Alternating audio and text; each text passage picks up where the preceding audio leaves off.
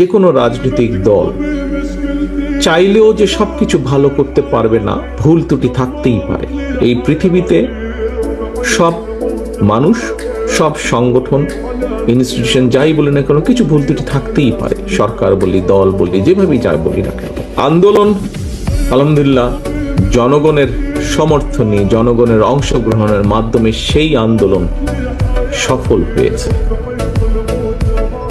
এরপর কি আমরা দেখেছি, বিগত 16 বছর বাংলাদেশের ইউ নেম এনি সেক্টর, কৃষি বলো, স্বাস্থ্য বলো, শিক্ষা বলো, আগামী প্রজন্মের ভবিষ্যৎ বলো, আইন শৃঙ্খলা বলো, আদালত বলো, প্রশাসন বলো, প্রত্যেকটা জিনিসকে ভেঙে চুরে গুড়িয়ে দেওয়া হচ্ছে। প্রত্যেকটা জিনিসকে নিজের রাজনৈতিক স্বার্থে তারা ব্যবহার করেছিল, ক্ষমতাকে ধরে রাখার জন্য। এখন আমরা এই অনুষ্ঠানের নাম দিয়েছি দেশ গড়ার পরিকল্পনা। আমরা যদি খুব ব্রিফলি একটি বিষয় দেখি, যে বাংলাদেশ জাতীয়তাবাদী দল, বাংলাদেশি জাতীয়তাবাদী যে আদর্শ, এটিকে যারা ধারণ করে সেই দল, এই দলকে বাংলাদেশের মানুষ যতবার দেশ পরিচালনার সুযোগ দিয়েছে, এই দলটি হতে পারে যে কোনো রাজনৈতিক দল চাইলেও যে সবকিছু ভালো করতে পারবে না, ভুল ত্রুটি থাকতেই পারে।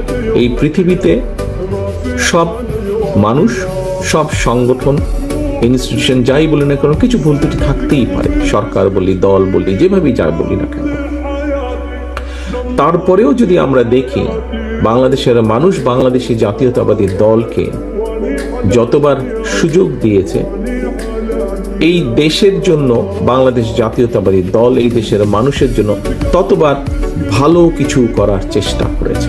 আমি কালকে সোশ্যাল মিডিয়াতে দেখতে দেখতে হঠাৎ দেখলাম একজনকে জিজ্ঞেস করছে, এখন তো ঘুরতে ঘুরতে সবাই একটা জিনিস দেখে যে ঠিক আছে, ওই যে বিভিন্ন জন বিভিন্ন জায়গায় যায়, আছে ভাই আপনি কাকে ভোট দিবেন, কাকে ভোট দিবেন, বিভিন্ন জন বিভিন্ন বলছে। তো আমি দেখলাম একজন মানুষকে মাঝ বয়সী থেকে হয়তো একটু বেশি হতে পারে, একজন গরিব মানুষকে জিজ্ঞেস করছে আপনি কি করেন? বলে আমি রিক্সা চালাই। কত বছর রিক্সা চালান?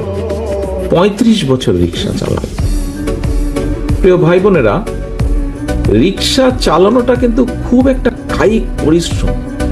একজন রিক্সা চালক কিন্তু মাসে 30 দিন কিন্তু রিক্সা চালাতে পারে না, এটা নিশ্চয়ই তোমরা জানো। এতটা পরিশ্রম হয়।